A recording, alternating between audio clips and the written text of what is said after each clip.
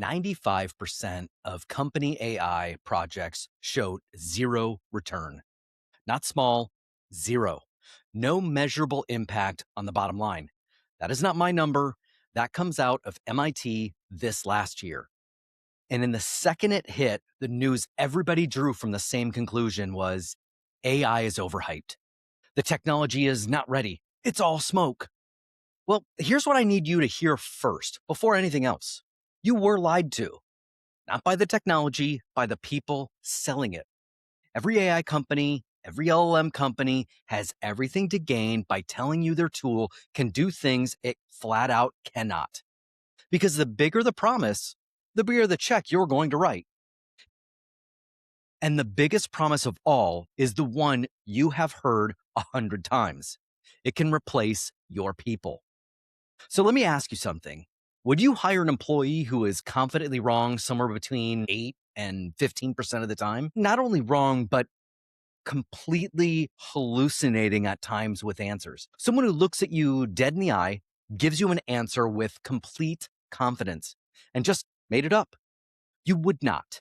And if you kept that person on the payroll and let them run your business, you would be out of a job too.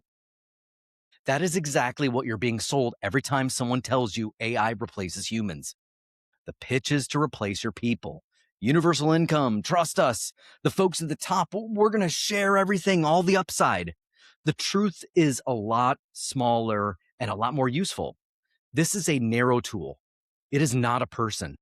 So today we're going to do the thing nobody else is doing with this report.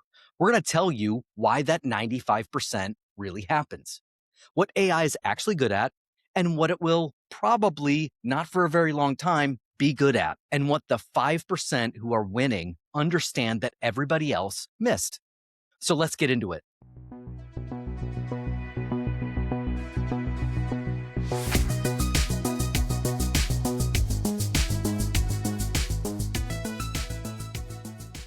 Let me set the record straight on the study because most of the coverage butchered it. The report is from MIT's NANDA initiative. It's called the Generative AI Divide, GenAI Divide, State of AI in Business 2025. They interviewed executives, surveyed business leaders, and analyzed hundreds of public AI deployments. This is not a hot take on the internet. It's real research. The headline finding this, 95% of enterprise generative AI pilots delivered no measurable impact on profit and loss. Now read that carefully. It does not say the AI did not turn on. It does not say nobody used it. It says there was no measurable return. Companies spent the money, ran the pilot, and nothing showed up in the P&L. That is a completely different problem than AI doesn't work. People use the tools every day and get real value out of using them personally. The failure is the distance between the tool that helps one person and for a task that's going to change and actually moves a business forward. MIT called the distance the Gen AI divide. On one side, the 95%, you have the high adoption and the low transformation. Lots of people poking at AI with nothing changing in the numbers. On the other side, you have the 5%. You have AI wired into real work and the P&L actually moves. So the question is not, does AI work? The question is why so many companies land on the wrong side of that divide. And it comes down to a few things nobody wants to say out loud. The people, what the tool is actually for, and a mistake your leadership team probably made without realizing it. Now, let me start with the one nobody is talking about. Here is what happens inside most companies when AI shows up. Leadership gets excited and they have read the same headlines you have. So they announce it. And somewhere in that announcement, on purpose or not, the message the team actually hears is, we are bringing AI so we can do more with fewer people. Now go train it for us. Stop and think what you just asked your team to do. You asked people to spend their time teaching a system they believe is being built to replace them. And then you're surprised when nobody really adopts it, when the pilot does not get traction. When people are polite about it in the meeting and quietly never touch the thing again, that's not a technology failure. That is a human being doing exactly what you would do. And I want you to actually feel this, not just hear it. So if you're an owner, you're the CEO, the CFO, anyone in the C-suite or executive leadership, do this with me. Go back in time. Picture yourself at 18, 22, 25, just starting out, hungry, building the thing that turned you into the career you have today. Now imagine this exact moment in landing on that version of you. The headlines, the announcements, the promise that AI is going to replace people, that we will all get universal income, and hey, trust us. The folks at the top, they're going to share it with all of us. How would you feel walking into work? How would you hand over everything you know? Every shortcut, every judgment call, every relationship you built, so you could be automated and handed to a cheaper someone, or nobody at all? You would not. You would fight back too.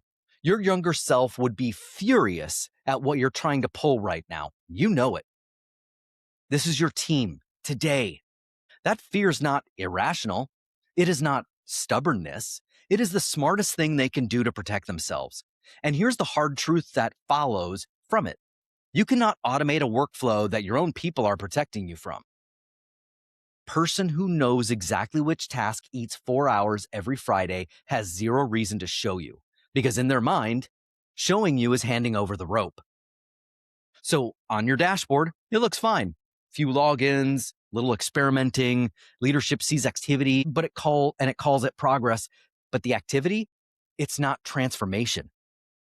The real opportunities stay buried because the people sitting on top of them were scared into hiding them. So how do the winners handle this? They flip the message. It is not train your replacement. It is this. We're taking the remedial, repetitive, time-wasting parts of your job off your plate so you can focus on the important work that you love and you want to then grow to help the business. The stuff that slows you down. So you could spend hours on the work you actually enjoy and are great at. The work that makes you invaluable to this company. And that work, the judgment, the relationships, the creativity is exactly what AI will not be able to touch for at least a decade. When your team hears that, they stop hiding. And that is when you can actually find the wins. Now, here's a second fear. And this one didn't just land on your team, it landed on all of us. You have heard it everywhere. AI is boiling the planet. The data centers, they're drinking too much water. They eat too much power. It's reckless and it's wasteful.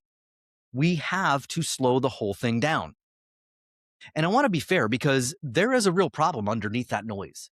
Global data centers used roughly 460 terawatt hours of electricity last year alone, close to 2% of all the power on Earth. And the projections have that blowing past 800 by 2028. On water data centers in the United States alone, they directly use something like 17 billion gallons in 2023, headed towards 38 to 73 billion by 2028.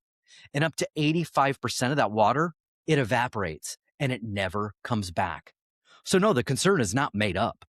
But the conclusion, that answer to stop, it's also dead wrong.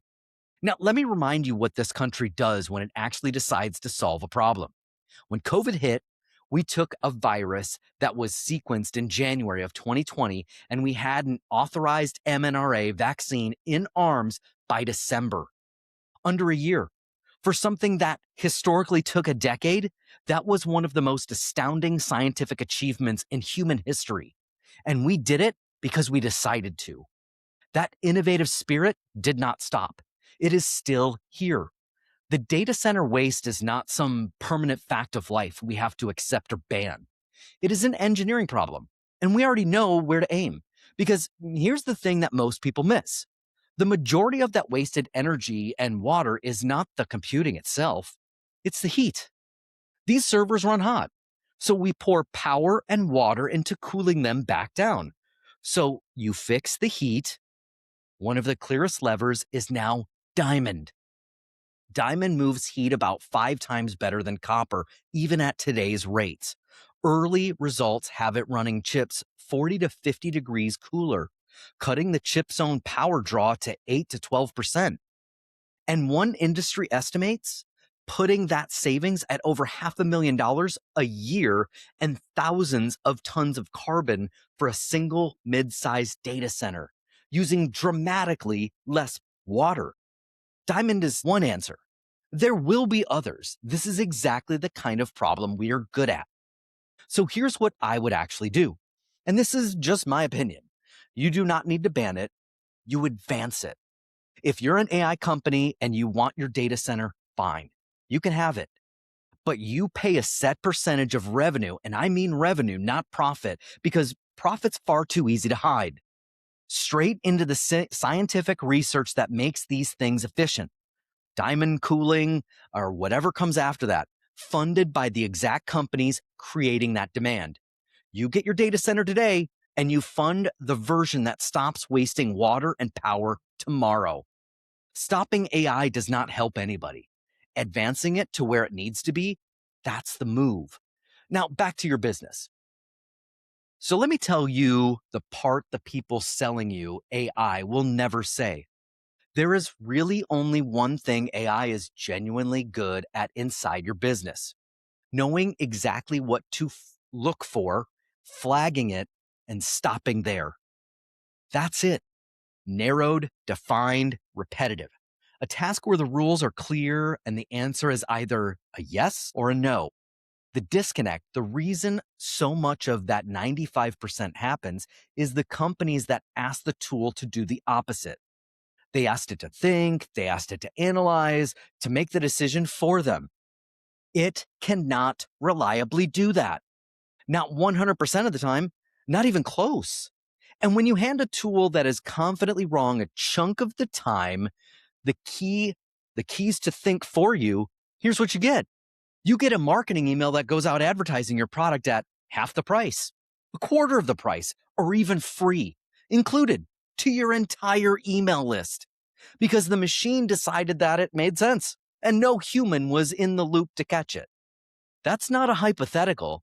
That is what happens when you point AI at a judgment call instead of just a task. Now, let me make the good version concrete. Say your team processes invoices. What do they actually need to know? Is this bill higher or lower than last month? Does it make sense? Is it in line with what we're already agreed to pay for this particular vendor? Here is AI doing its real job. A bill comes in from the vendor, you've already verified, the same amount as last month, nothing has changed. It just pays it. No human should be burning time eyeballing a transaction that's already known to be fine. But the next bill comes in and it's 50% higher, 100% higher. Now the tool flags it. It says, this one's off. We may have been misbilled. A human needs to look at this. And a human does. That is the whole game. The machine handles the known good and flags the exception. The human keeps the judgment. Nobody gets replaced. Your people just stop wasting hours on the stuff a machine can watch. Humans do their job. The LLM does the narrow one. The second you blur that line and let things think for you, you're not saving time, you're building a liability. Now, there's one more reason these projects fail, and this one MIT measured directly. The 95% that flopped leaned on generic, off-the-shelf tools. Great in a demo, slick in a meeting, and they fall apart the moment you drop them into real work. Why? Because the generic tool does not learn your business. A consumer chatbot is fantastic for one person because it is flexible. You can ask it anything. But that same flexibility is why it stalls inside of a company. It does not remember your process. It does not adapt. Let me say that again. It does not adapt to how your team works. Every session starts from zero. The 5% did the opposite. They wired AI into 2 or 3 specific high-value workflows with memory, so it got better at their work over time. And here's the single most important number one of the whole report. Write it down. MIT found that AI tools built with an outside partner succeeded twice as often as the companies that tried to build it themselves internally. Twice as often with a partner. Sit with that because it goes against the instinct. The instinct is we'll save money and keep control by doing it in-house.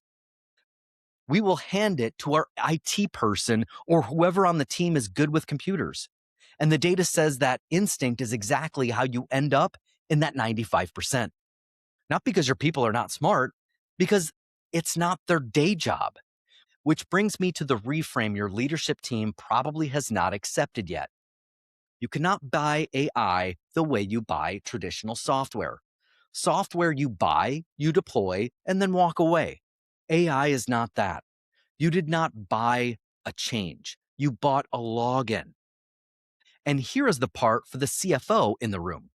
Stop thinking about this as cutting heads. Think about what your people are actually paid for. You pay someone a salary for their judgment, for the parts of the job that need real human, like talking to your clients. Do you want AI talking to your clients? Your clients probably won't like that. Not for remedial, repetitive work that is slowing your best people down and keeping them off work that actually moves this company forward. When your top people are stuck doing what a junior assistant could do, you're paying a premium for the wrong thing. So the model that works looks like this. Pair the person with an AI assistant, and that person's job becomes two things. Do the high-value work only they can do, and verify the AI on the remedial work you handed it. They're not training the replacement. They're supervising a tool and getting their time back for the work that makes them invaluable. The clients, the deals, the judgment calls a machine will not make for at least a decade or longer. At iNet, this is the work we do. We sit with your team, find the tasks that are safe to automate, wire it in, and keep a hand on it. But do not take that as a pitch. Take that as a principle because it holds no matter who you work with. Buy operations, not software. Bring in expertise and keep a human on the judgment. Now, let me make this practical before we close. If you do not want to be in the 95%, here's where you start. 1, change the message to your team. Kill the train your replacement completely. Replace it with this. We're taking the remedial, repetitive, time-wasting parts of your job off your plate so you can help us focus on the work you enjoy and the work that makes you invaluable here. Watch how fast people open up. 2, do not boil the ocean. Pick 2 or 3 specific painful, repetitive tasks where the rules are clear, not adopt AI across the company. 2 or 3 workflows. 3, keep AI on flag and stop. And keep a human on decision. If a task needs judgment, that's a human's job. If it's known good versus exception, that is where the tool earns its keep. 4, stop trying to build it alone to save a buck. MIT is ambiguous. Bringing in people who do this for a living roughly doubled the success rate. This is a place where the cheap path is going to be more expensive than you think. 5, measure it in the P&L, not a dashboard. Logins do not count. Hours given back and revenue created count. If you cannot see it in the numbers, you're in the 95% and you don't know it yet. None of that costs more than the pilot you already ran. It is a different approach to the same money. Now, let me bring this back to where we started. 95% of company AI projects show zero return, and every headline told you the technology failed. That's not it.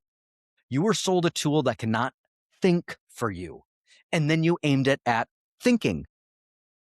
You scared the people who know where the real value is buried, so they buried it deeper. And you brought a login when what you needed was a plan with a partner. The 5% who win are not smarter than you. They're not luckier than you. They understand what this tool actually is. They point it at only the work it can get right almost every single time. The narrow, the repetitive, the already verified. They keep a human on all judgment parts. and they stopped scaring their team and started freeing them. And that's the same story with the big picture. The answer to AI's problems, the energy, the water, the fear, was never to stop. We do not stop. We are the country that built a vaccine in under a year. We advance the thing until it works right. Same with your business. So here's the honest version nobody's selling you AI will say out loud. The technology is not magic. It is also not the enemy. It is a tool with very specific job that it can do. Know its limits. Put it exactly where it belongs and keep your best people pointed at the work that actually moves the needle forward for the organization. Stop asking AI to think. Start asking it to flag and let your employees do the thinking. If you want to walk through where that line is in your business, what is safe to automate and what absolutely needs a human, that is a conversation we have every single week. The link to book time is in the description. Bring your 2 or 3 worst tasks and let us help you find those hours back. I am Nick Dreyfus, Vice President of Business Development at iNet. This has been The Digital Dilemma.